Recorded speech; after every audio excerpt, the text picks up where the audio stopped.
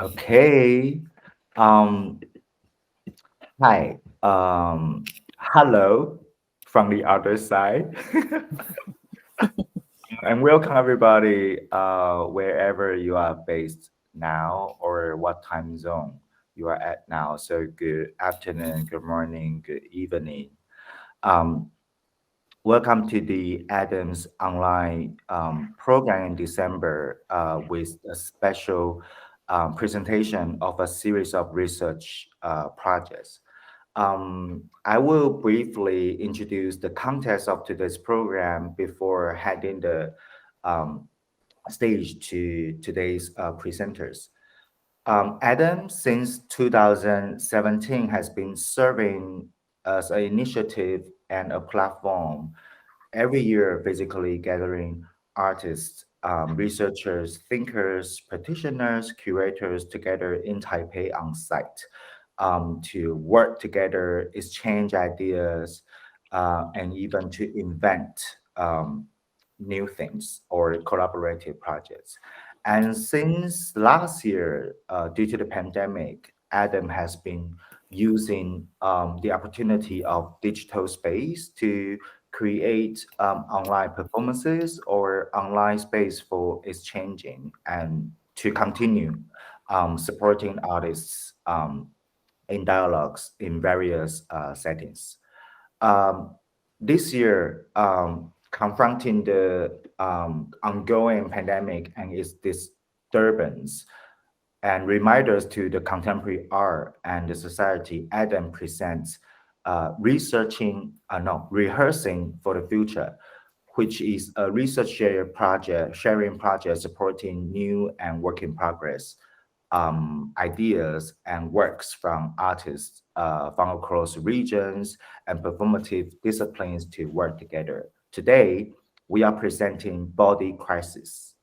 Body Crisis is a hybrid performance work with live and at the same time digital formats by Sam Magilp, Harrison Hall, and NAXS Corp to seek how emerging technologies will enable new dramaturgy lexicons of performativities and movements. And this project is going to be presented next year at the Substation Art Center in Melbourne.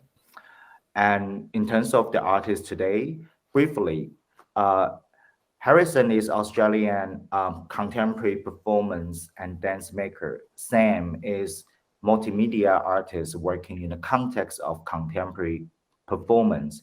And Next Corp is a Taiwanese artist collective working across setting of visual art, theater, installation, audio, and live performance. Today, we also have a special guest, Yoko Kawasaki, from Japan. She is co-director of Kyoto Experiment Festival to join the conversation with the artist.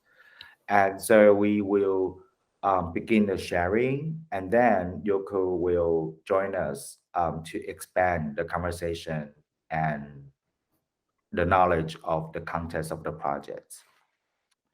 All right, now Sam and Harrison and Fan, the stage is yours. Thanks, River. Thanks, River. Firstly, I'd like to acknowledge that we are here on Wurundjeri land. So the traditional owners of the land on which we are currently are the Wurundjeri people of the Kulin Nation. And throughout Australia's, or as with across Australia, none of the land in Australia was ever ceded by the traditional owners. And so we're on stolen land, and I'd like to acknowledge that and pay respect to elders past, present, and emerging. I'm Harrison. I have dusty blonde long hair and I'm wearing a white shirt. And I'm Sam. I'm also wearing a white shirt. I have long brown hair. Mine's straighter than Harrison. I'm also wearing glasses. So my background is as a filmmaker, and as River so succinctly explained, I have been working more and more in contemporary performance contexts. And I came from a background of dance and choreography. And over the last few years, I've really been kind of encompassing digital arts and digital live performance into my work. alongside Sam Magilp and others. We're just going to share our screen for the moment so that we can show a series of videos and things. So I encourage everyone to have a look at that. It's a slightly janky solution, but I hope you enjoy the context of rehearsing and yeah. So our collaborative practice that relates to this particular project, Body Crysis, which really kind of examines the role of the body in digital space and in our increasingly digital experience, really was initiated with this work, Bonanza. In this work, we had the narrative of putting my body in the space as a material and digesting it through different digital forms. And one of the main kind of practices we kind of examined in this was motion capture. And it was also our first chance to collaborate with NAXS Corp. So right there on screen, you can see an interview with NAXS Corp. It was just up there briefly. Feng was beautifully depicted as a velociraptor. But we tried to situate our practice among a discourse of artists across Asia who are working in this space between physical practice, placing the body in the center of digital practice. And it was also where we began to initiate experiments with motion capture, as you can see above. Yeah, and in this work, at this point in time, we were experimenting with a lot of pre-rendered material. So a lot of kind of video things. And lately, or for this year coming and working with NAXS, we're really working towards how to bring a lot of these elements renderless. So we wanted to have them in real time streaming to a live performance with live performers, as well as digital components in the space. I think another thing that sort of permeates our work and our interest in motion capture is to take it away from the way that it's used traditionally in visual effects for film kinds of contexts, and really lean into the abstractions that are possible within motion capture and digital animation in general, the sort of the boundless form for creativity that there is, given an agile and floating form that changes. And a lot of this material came from us being in solitude away from each other. So right now we're together in a physical space, but initially most of this was done online via like Zoom screens, as you're seeing, with dancers spread around the country. And this was our way that we could find, we could give each other presences and dance together and work to create and rehearse in this kind of space. And obviously working with this process of motion capture is well suited for remote types of collaboration, because we can do things like transmit movement from one place to another. Harrison would often send me digital files that I'd be working with. And so I was physically constantly connected to the kind of the tonality of his movement, you know, throughout a period where I just hadn't even seen him for a long period of time. And I guess moving forward, we're really interested now. There's this thing of putting yourself into the digital and sending that off. But what is the relationship of taking back that digital information and working with it to see how you can kind of digitally embody and kind of how that new abstracted information through the graphics cards of computers can change the way that we physically move and perform in the live space. And then also what dramaturgies emerge from the kind of experimentation of these elements. And so more recently, we've been lucky enough to be able to be in physical space with each other and with dancers. And so we've begun to work and develop these processes and practices that we had developed for pre-rendered recorded material like film or installation back into a more live context. So these are kinds of initial playful experiments. And I think often the experience for dancers has been quite joyous in the moment of trying these things. We constantly have a projector in the space so that there's visual feedback for immediately what's happening. And I think that playfulness, akin to a type of experimentation, is incredibly important, particularly in these technical contexts, which allow us as artists to kind of offer different ways in which we can engage with technology. Yeah, I think for me, working as a dancer, usually working in quite improvised, open, communal sharing spaces with multiple inputs from everyone in the room, I think it's been really important that we create that space while utilizing and implementing this technology, and actually starting to consider that the technology or the suits or the digital imagery that is created is simply just another collaborator in this ecology, not the dominant force. Another part of what is very exciting for us about motion capture and this process of translating movement from a physical context into a digital one is it opens up a lot of potentials that aren't possible physically. So in this instance, we have been experimenting with what happens when multiple dancers are wearing the same suit, and so their movement becomes a shared thing, a shared state of embodiment. And it's sort of there's sort of so many transhuman types of potentials of shared experience that are possible within this space that we can get at that wouldn't be possible otherwise. And to be clear, so in this image, for instance, two dancers are wearing the one suit. So we've split up the senses so they can actually practice unison dancing. It's almost like a tool to practice rehearsal to create the one unified body.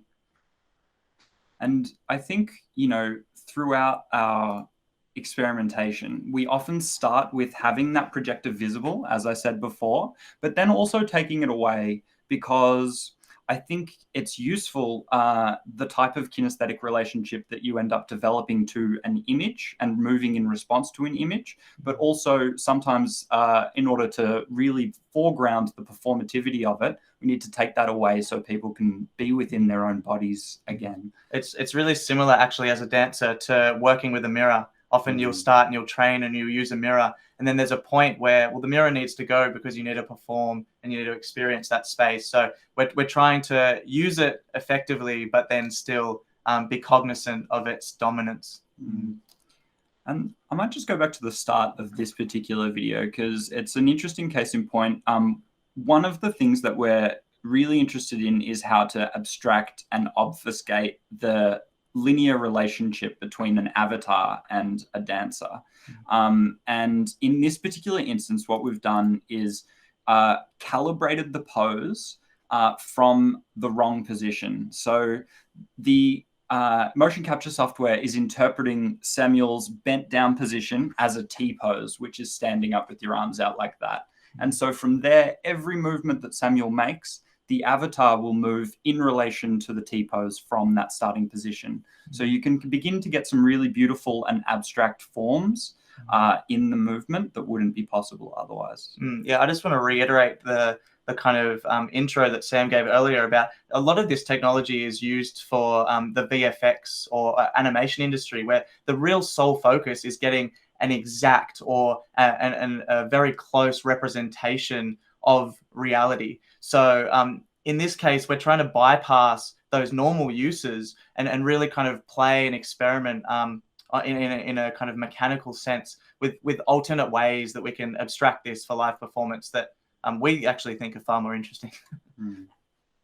Yeah, this in this one, it's also, there's another thing that we can do with abstraction is with the motion capture and the sensors, you can really choose what the audience sees and don't see. So for example, I'm here partnering, but only the sensor information is being given to the computer. So essentially there are these ideas of physical forces or unseen effects, which have been quite cognizant in our recent last few years, affecting the dancers. And we think it's really quite interesting, this idea of hiding or showing, and like the visible and invisible, and the kind of capacities that you can get from that. Yeah, and to follow on, I suppose often the way that people use these technologies is to try and create an extremely precise representation of someone's body. But when you're not doing that, there's so many offers that come up from the software, from the technology, in glitches, in different ways that it interacts and drifts over time, and different things. And I think for us, our approach to working with technology as artists is one of listening and entering into a dialogue with the technology, so that you can understand, you can create the best possible thing that it also is capable of making, as opposed to sort of forcing a form into it. Yeah. And you go. Yeah, I was just going to say, and we're kind of thinking of ways, or more interesting ways than what has been the usual relationship in these type of performances. The thing that we've seen often is that there's a motion captured dancer and there's a screen behind them, and it creates quite a frontal view. And we're looking for ways that we can abstract and kind of split up that kind of viewership for an audience. And that's actually part of the reason why I think our collaboration with NAXS will hopefully be fruitful, where we're quite interested in the ways that the new and kind of experimental ways that they're integrating digital media in live performance.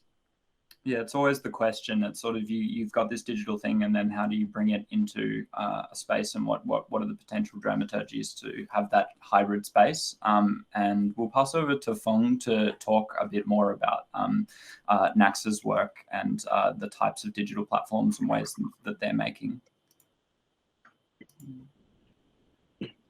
Oh, okay. Thanks to Sam and Harrison. And I'm from NAXS, so I will share a little bit about our process of experimenting online performances. And because my English is quite limited, so I have a PowerPoint to support me. Okay. So we're NAXS, and we're a new media art collective established in 2015, and our works include like immersive theater or VR, audiovisual performances, and online exhibitions or performances. And our mainly focusing is on the evolution of technology and the internet society. And we like to try some cutting-edge technology as media, but at the same time, we hope to remain critical with the technology and culture. We take ritual as the main core of our artistic practice, and attempts to experiment and break through the established relationship between audience and performance. Okay, and this is, I'll introduce a little bit of our work with immersive VR theater. And this is a work called Render Ghost. So it's an immersive VR theater that audiences will wear VR headset and walk into a big theater to experience the immersive content. And the main concept of this work is derived from the idea of popular sci-fi narrative like mind uploading. And in this work, we try to experiment the relationship between audience and performance. This work, we don't have an actor in a substantial sense, but we take audiences as the core participant. So we try to deal with the problems of like audience's body and the subjectivity, their subjectivity in the theater. And we want to experiment this through VR or our other media technology.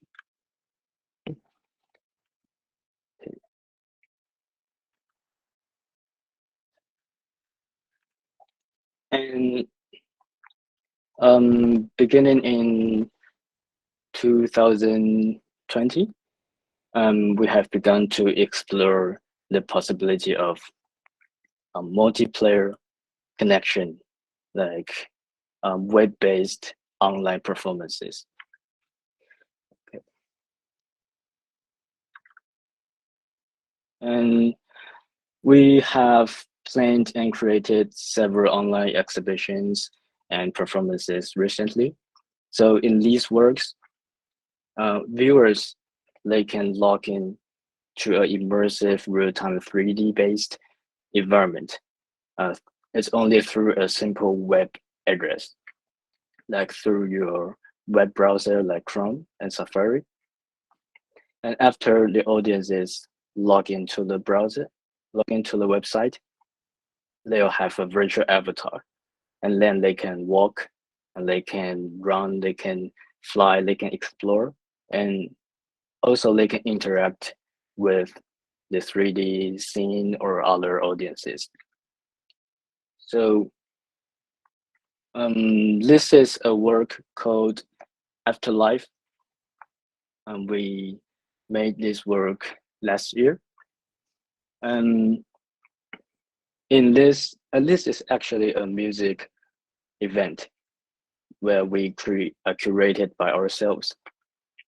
We invited different music artists from many countries to join this like long-term musical performance, online performances. And in these performances, each performer, they has a 3D virtual scene in line with their own music theme. And the image of the performances will be placed into these 3D scenes. And audiences, when they log in, they can roam in this scene, and they can listen to the music with other audiences at the same time online. Okay. So like this is our first try of using web-based experience. And also it's a way of performing in a post-pandemic world. Okay. And this is a work called Zero Selves. And in this work, we try to put a more theatrical performances on a virtual stage. So in this work, we actually invite dancers to join us, and we let dancers to wear the motion capture costumes and then record their movement. And then after that, we bind the recorded dance moves onto a virtual character, like we can see on the right side of the picture. And there are mainly two characters in this project. First is the top character, is a very huge monsters. And second one is the below one. It's a human-like character. So the character, it can cross in this huge scene, virtual scene, and they can dance.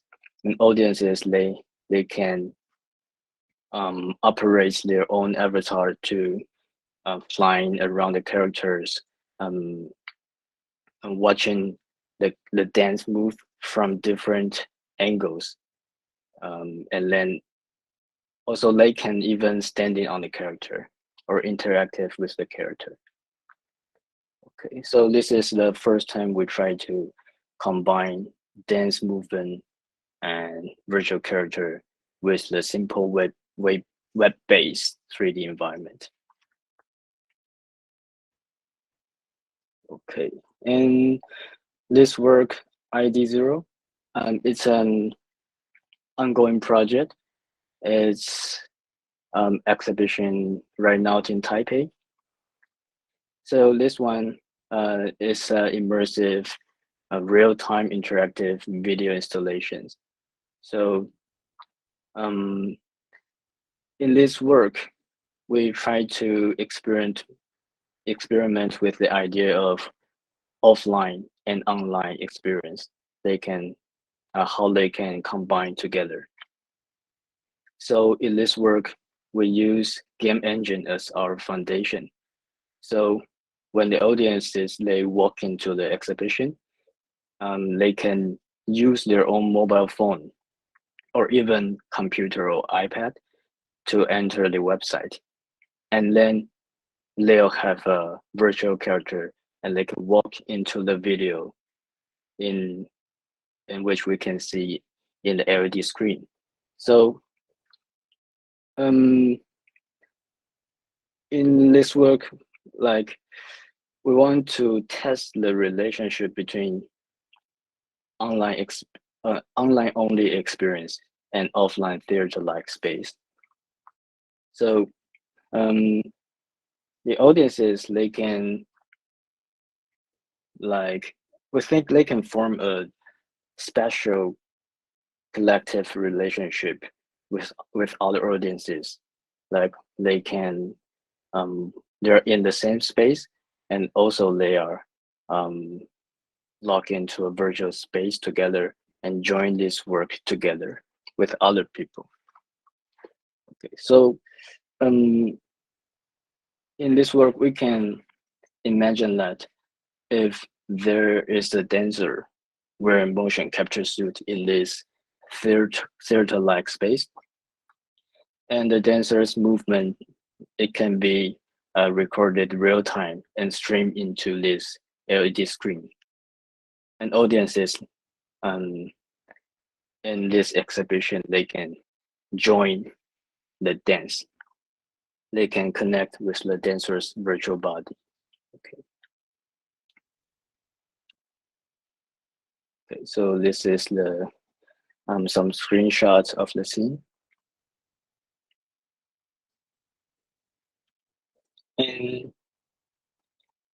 And this year, we're very happy to collaborate with Sam and Harrison.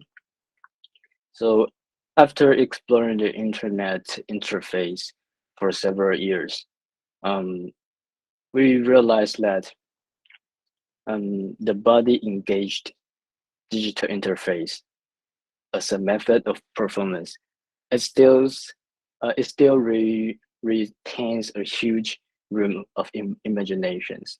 So we want to experiment more with Sam and Harrison with it.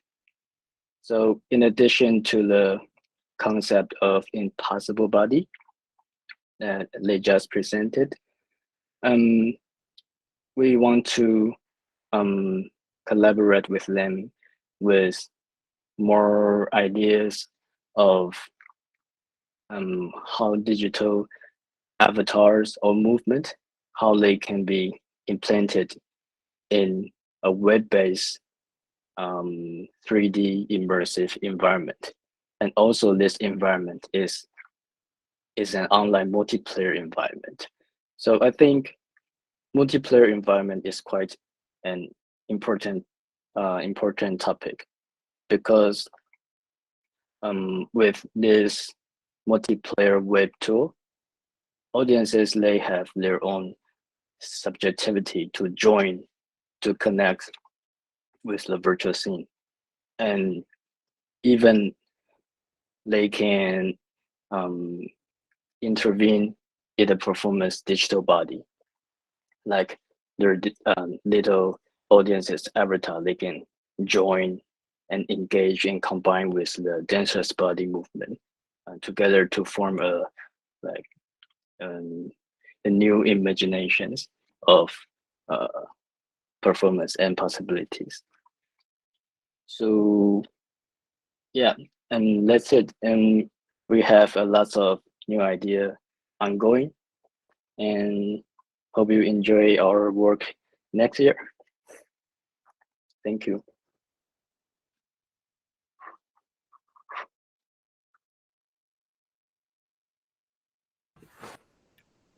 Thank you, Fan.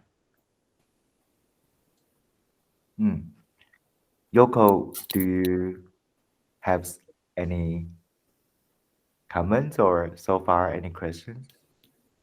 Yeah, it's very interesting, and thank you for your presentations.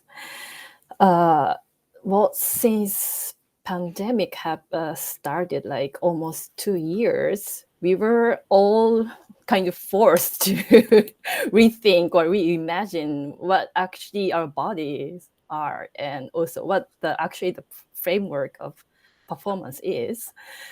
So I think this work is one of the very ambitious trials, how we can redefine the performance, and also like the live performance, or what the actually body lead to do, which direction our bodies would be actually leading to in the future, and what's the possibility in there. So thank you so much. And yeah, I'm already very excited to imagine what's actually happening next year at the real presentation. So just Fon was saying that the audience can be also digital, right? Yeah. Yeah. So at the same time as we think or rethink about the body of the actors and the performance, actually the concept of the audience can be different as well. I just thought from Fon's mentioning about the audience, because if the performers are existing live and digital at the same way, then at the same time, then how actually can the audience be like, how they exist also is also one of the questions maybe. So how do you define the audience in this project? Well, audiences are always main focus in all of our project. One of the main concept behind it is because we're not a performance background. We're like new media background, and more like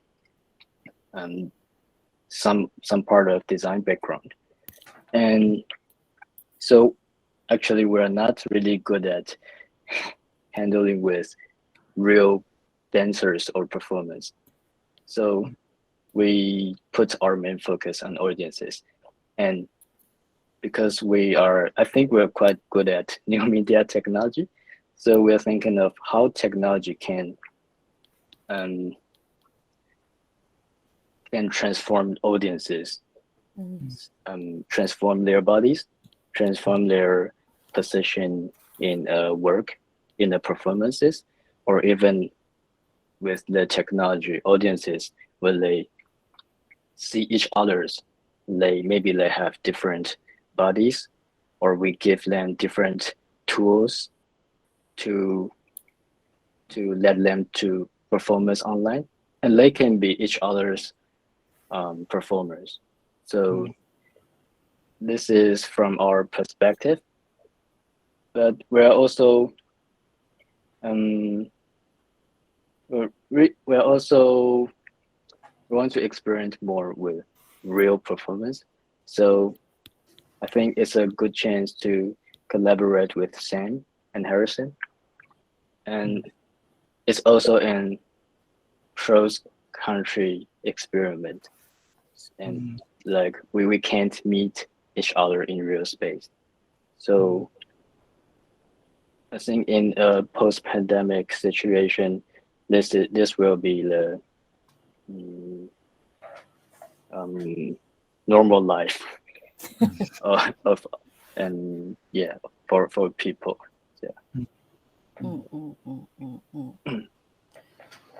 Yeah. I think, obviously with respect to audiences in performance and digital context, there's a different contract or relationship that's usually set up between those spaces. And for example, a performance, it's a very strong move to like leave a show in the middle of it. But of course, in a digital performance, you can just drop in, drop out. one of the things that I liked about ID0, NAXS's work, was that it was a digital work, but there's like an invitation to performance to the audience of how to physically be in a space while they're connecting with it, that they're sitting down, while they're connecting to the work. And so I think those kinds of framings that allow you to give an offer to audiences, even for digital works, are really interesting. But also, I think we have a potential in this work to allow the live performance audience to have a relationship and an experience of how even the digital audience are getting it, that relationship. So I think maybe we didn't explain super clearly, but our intention for the performance outcome of this work will be a performance with a simultaneous digital presentation. So the dancers wearing motion capture suits, and their movement is streamed live into this digital space. But of course, echoes of that digital space, we want to bring back into the performance as well. We're going to have streams out of that digital world back projected on walls in different sorts of ways in the space. So our dream would be to allow the physical audience of the performance to be able to see and access the digital audience who are in the digital space as well, see their avatars moving around, maybe see the chat as it's sort of going, or find the different ways of interrelation between the performative audience and the digital audience. And I think one thing that we have on our side that I think is quite useful is utilizing performers as a way to bring the audience that's with us live into the work as a kind of soft gradient. And I think, in different kind of social choreographic kind of works or experiments I've done, and a lot of work that's around me at the moment, it really asks those questions in how to kind of galvanize an audience through embodiment to participate or within their own kind of parameters of choice, how they engage with the work, physically or not, or to what position they take within that work. And that's a really interesting space for me. Yeah, I was actually remembering about the kind of some theories of the performance studies, like about the audience. And there it said that the performance only happens when the interaction between actors and audience happen in one shared space. So that's kind of nowadays old definition of the audience maybe and the performance. So yeah, it's maybe now the time to create a new theory for that as well. And I think we are really interested in the first half of exactly what you said, that the exchange between the audience and the artists happening in real time. It's just that in a physical shared space, that doesn't seem necessary, or it seems a bit arbitrary that that's the definition of a performance, or that's the definition of the relationship between a performative audience and artist.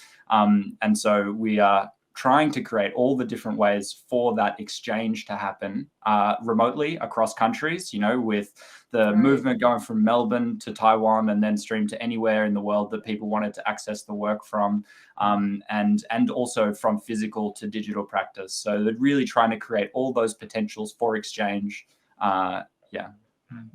New form of exchange. That's very good. And I also wanted to ask, maybe. Oh, sorry, please. No. I just want to add a very personal question. How have been working together? Yeah.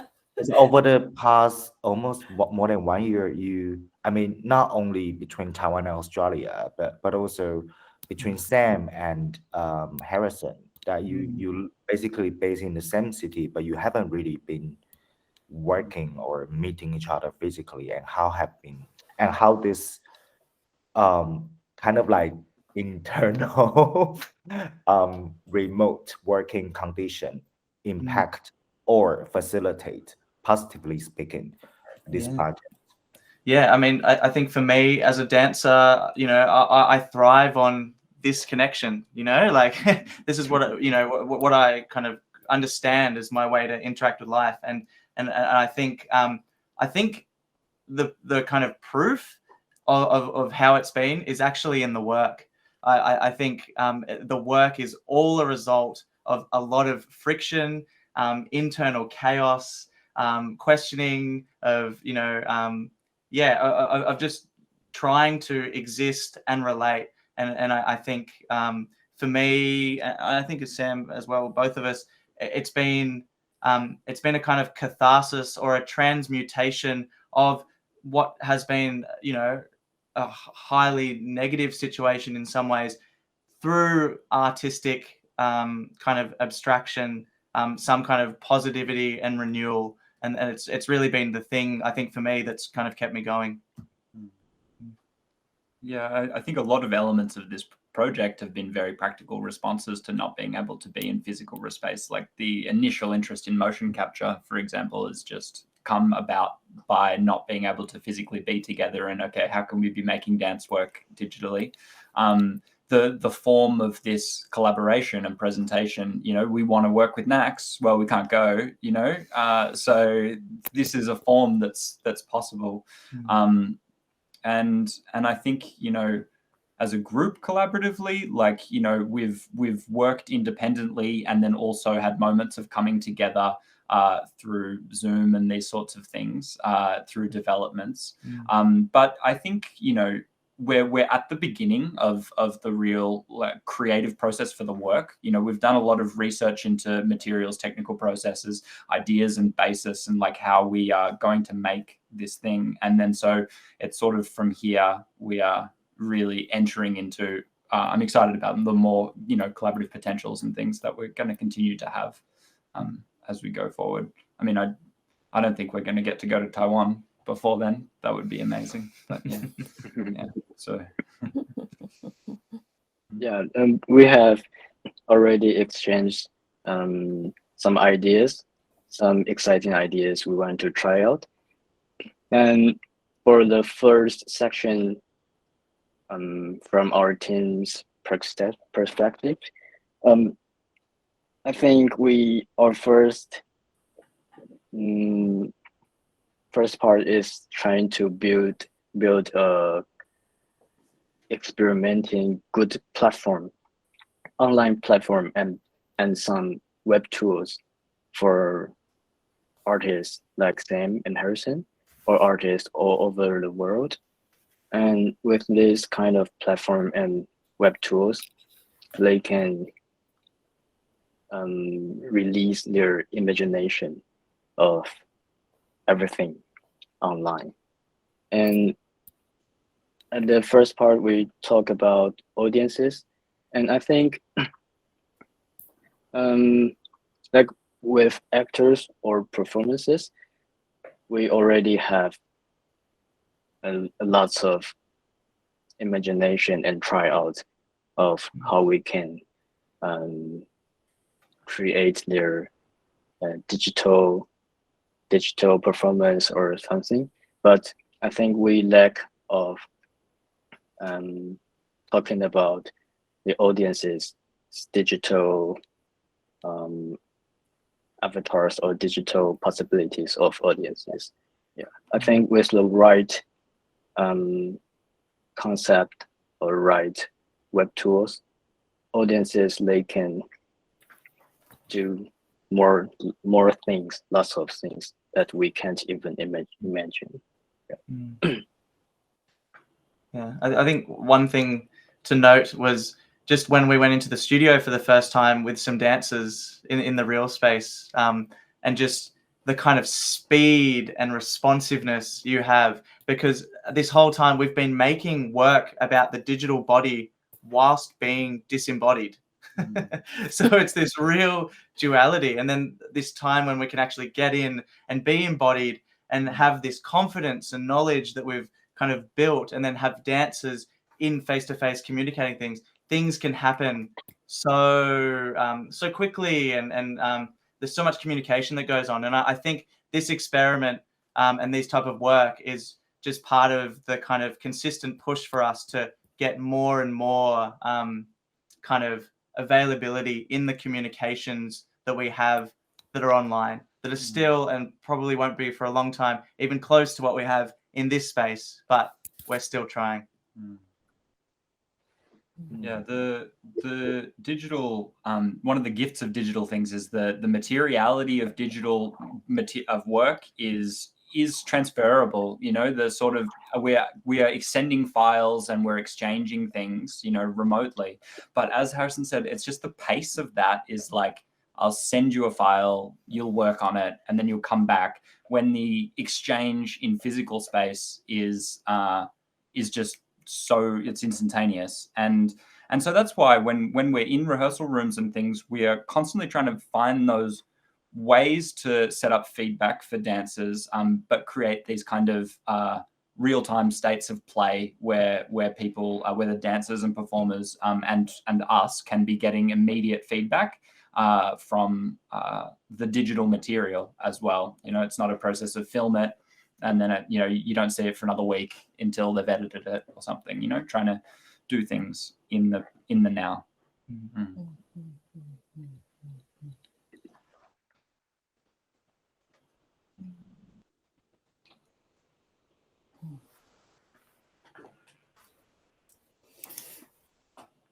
Have you also confronted similar challenge, Yoko, in your context of not really this, like digital choreography, we haven't tried yet. But yeah, this year we just finished our festival in October, and we tried some different ways of working remotely together with the artists overseas. Like in one project, we asked Indonesian artists to do a sound or voice performance with local cast.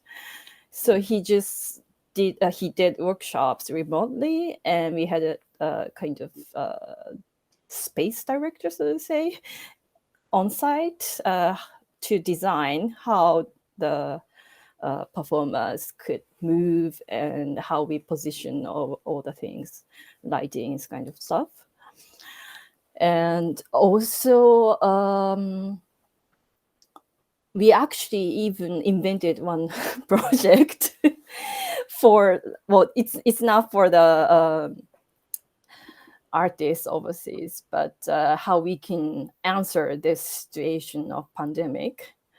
So we asked some theater directors and to write a text about specific places in Kyoto City, and like write a story about the place, or and we recorded the text with actors speaking, and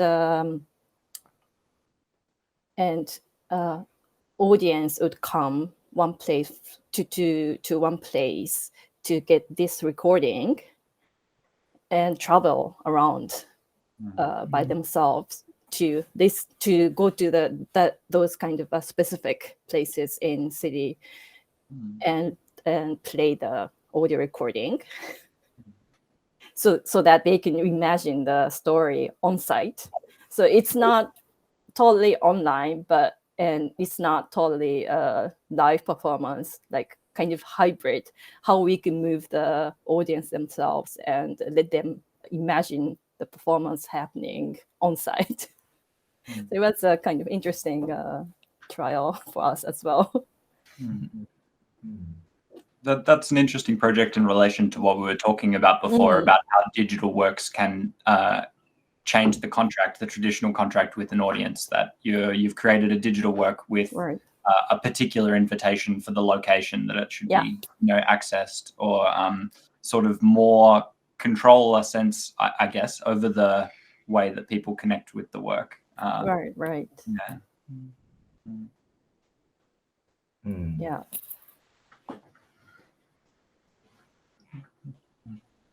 Yoko, do you want to continue some other questions? Yeah, I wanted to ask Harrison maybe about because I found it very interesting when you talked about the hybrid body, like letting the dancers wear one suit, share the movements, and create a kind of hybrid body. Yeah, but that sounds really like maybe changing the concept of choreography as well. Like how, yeah. So how do you work with that, and what's the challenging thing in that?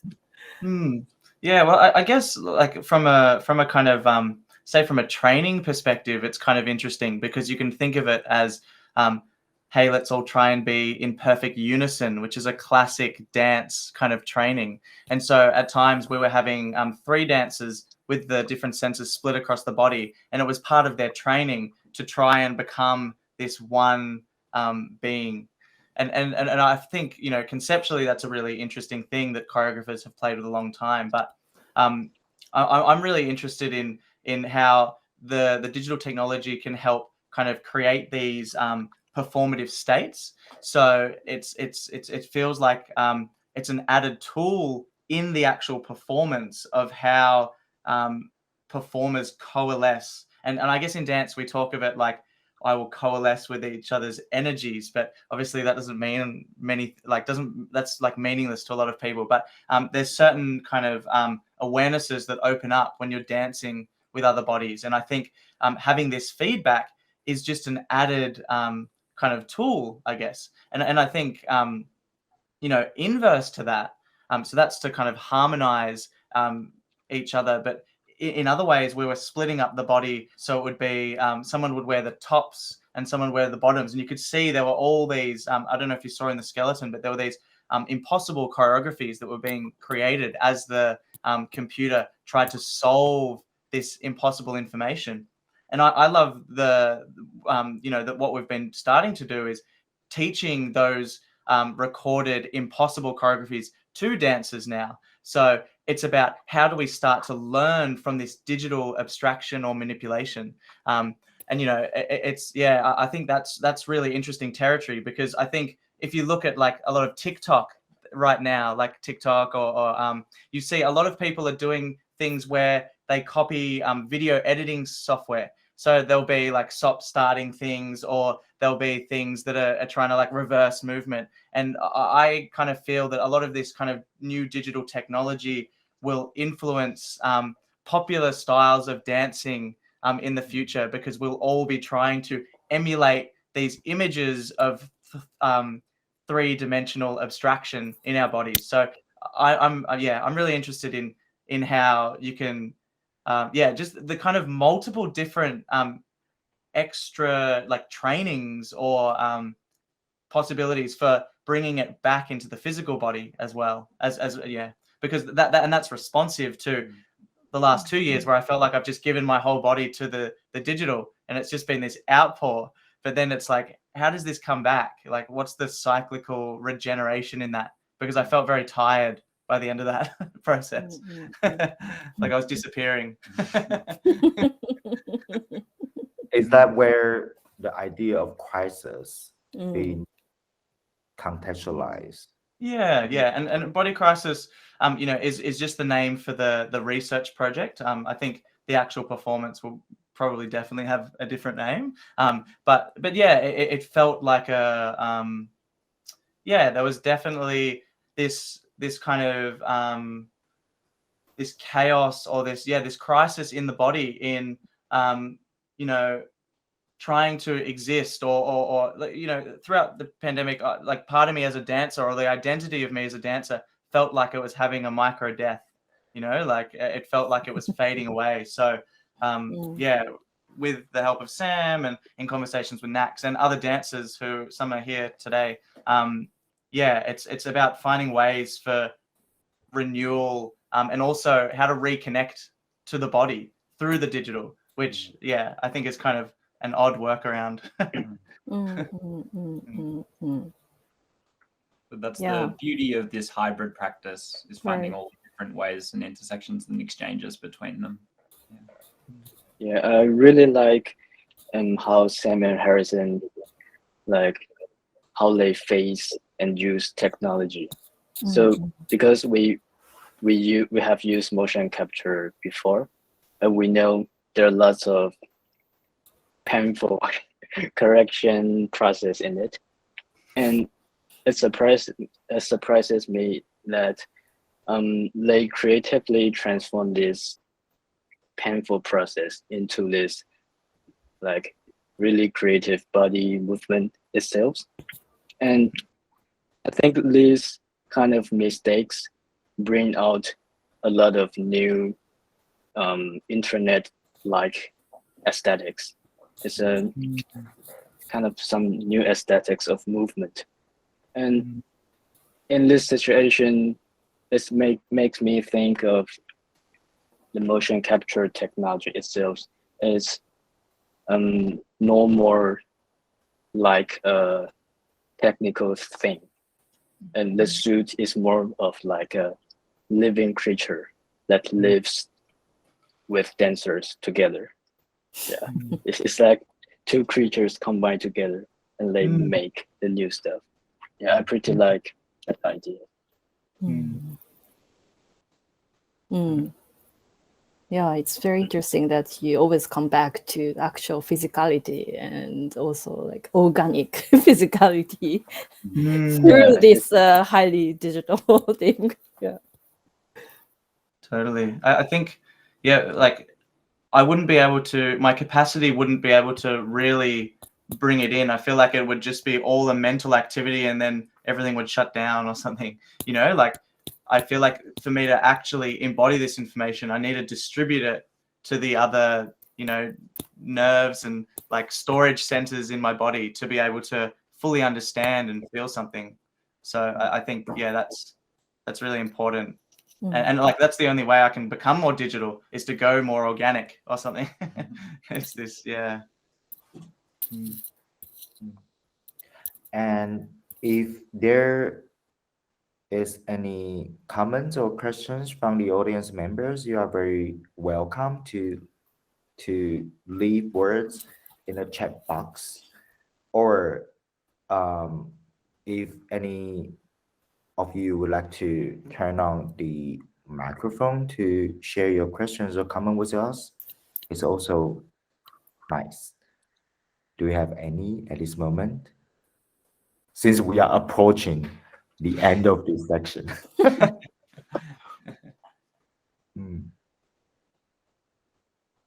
Cody, do you have any? Cody called out in particular. Oh, Cody's frozen. Oh, okay. I see. Right.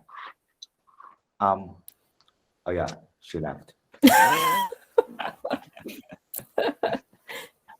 Yeah, I well, if not any, I will go ahead. I wonder, like, maybe this is my question to you, including Yoko, like, how would you like to picture the future, of course, in the ongoing pandemic or post-pandemic era, about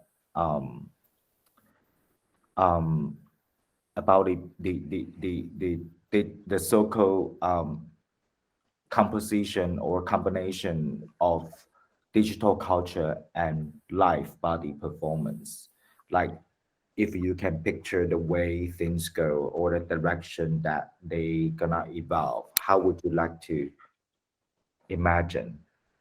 For example, would it be more and more TikTok style performance in the theater, real theater space, but not only on your smartphone? Or what kind of variation that you would come with? Sorry, my cat's come in.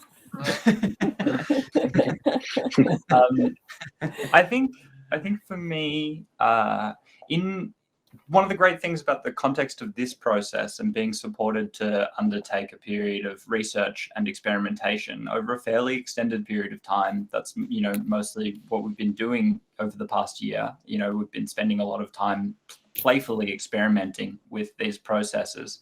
One of the things that gives you is a constant testing and reiteration, and then I think the form of what we're making is like pretty unique. It's sort of an expression of our research, our process, our shared practices.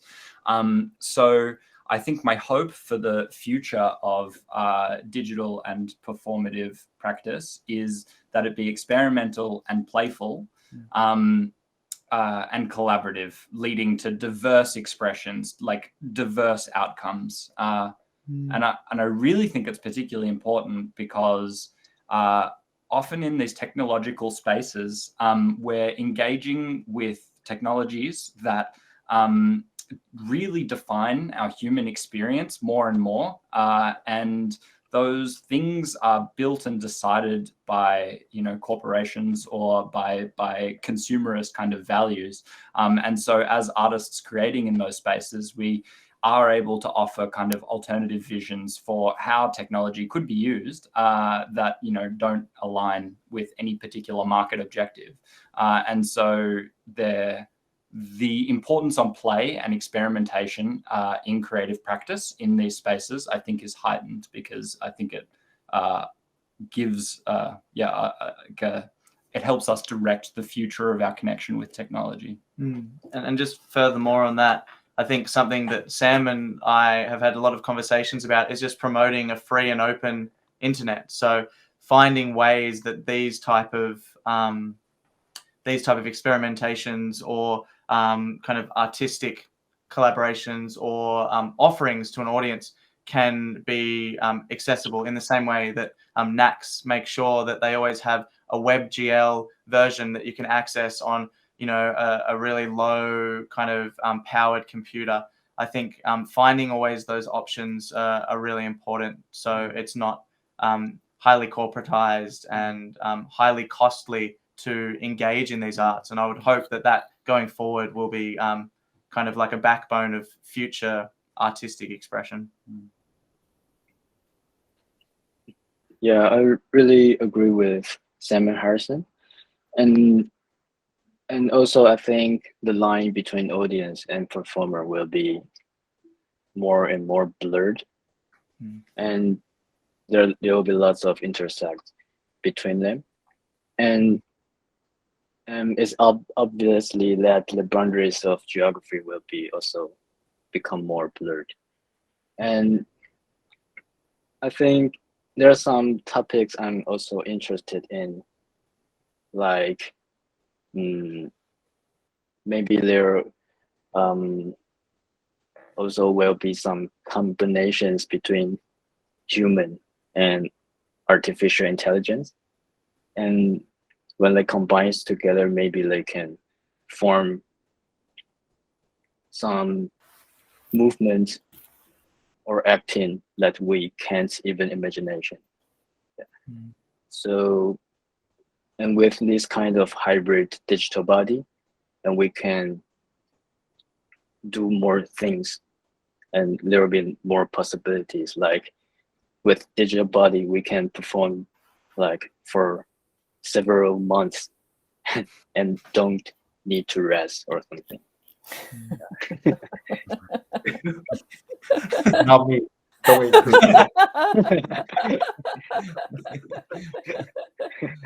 Sounds really tired.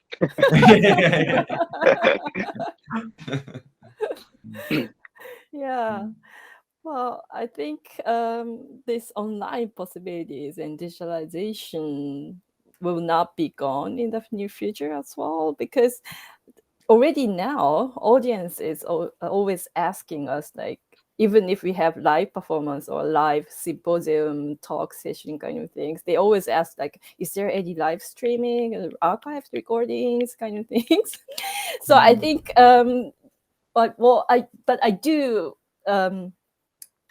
think about that positively. Like, we have different choices And yeah, I agree with what you said. Like we maybe should use this as one of the things that would enrich the choices we have in the performing arts. And maybe we should try not to make things smaller because of this digitalization. We don't have to think like, yeah, we only can do the online performance or how do you say, like yeah. So even if we have this choice of online performance, we can always combine with something else. And in that way, actually, we have different, how do you say, we have different option to even than before. Yeah.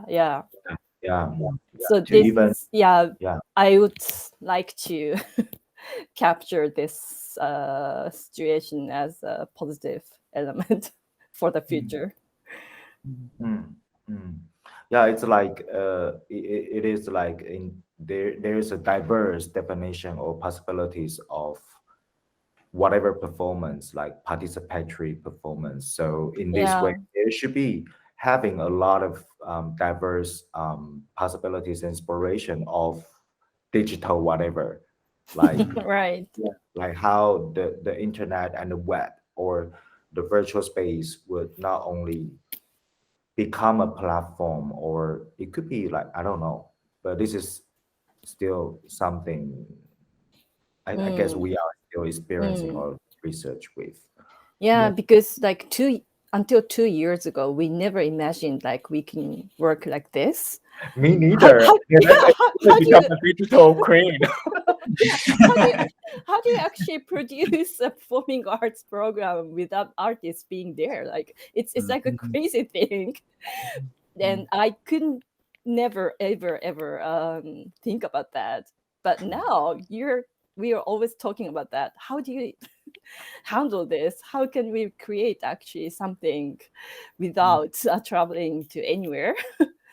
And still we have this kind of connections and communications. So yeah, let's think about the positive future. Yeah. Great. Well, let's keep going and see how, that's really important thing, that we just keep going with the things we can do. And I also my New Year resolution would be also no, I'm making New Year resolution, sorry. I wish one day I can travel back to Australia and to Japan as well. Hopefully this coming year. Yeah, well, we haven't met NAXS in the flesh, but by the time we do, it'll be like, we will have known them for years. Exactly. Yeah. So it'll be interesting in these kind of intersections and meetings, Right. And do you have any other things to add or some information you wanted to add? For example, when is the actual physical hybrid presentation in Substation next year? Is it in springtime or in autumn? It's close to the end of the year. The exact date hasn't been decided yet, but yeah. Okay. So yeah, we don't have any promotion to do about it at this moment. Yeah. Okay. So it's I see. So you still have a year to develop the project, right? Yeah. That's great. Yeah. And Kyoto, sorry, go ahead. Oh no, I was just saying we'll need it. It's very ambitious. And Kyoto experiment will continues next year in September, October, November, or We're planning to have the next edition in next October. in October? Okay, Mm. cool. I will see you in Kyoto October next year. Yeah, come. We can also have like maybe Adam satellite meeting or something here. Yes. Right. Okay. Thank you all for your sharing and your time. Thank Thanks, you. River. Thank Thank you, you. River. Thank you. Thanks, And, Yoko. yeah, Thank and looking you forward all. Yeah. yeah, looking forward to witnessing the next stage of this body crisis project. Yes. Thank you. And thank you, Yoko, for your generous support to join us. Of Yeah. course. Thank you for inviting me. And thank you, Fang. I will see you in Taiwan. I will go back to Taiwan in January. Oh, okay. Sure. Thank you. Okay. Thank Great. you, everybody. you. Thank you. Bye bye. Bye bye. See you next time. Yeah. See you Bye-bye. next time. See you next time. Bye bye.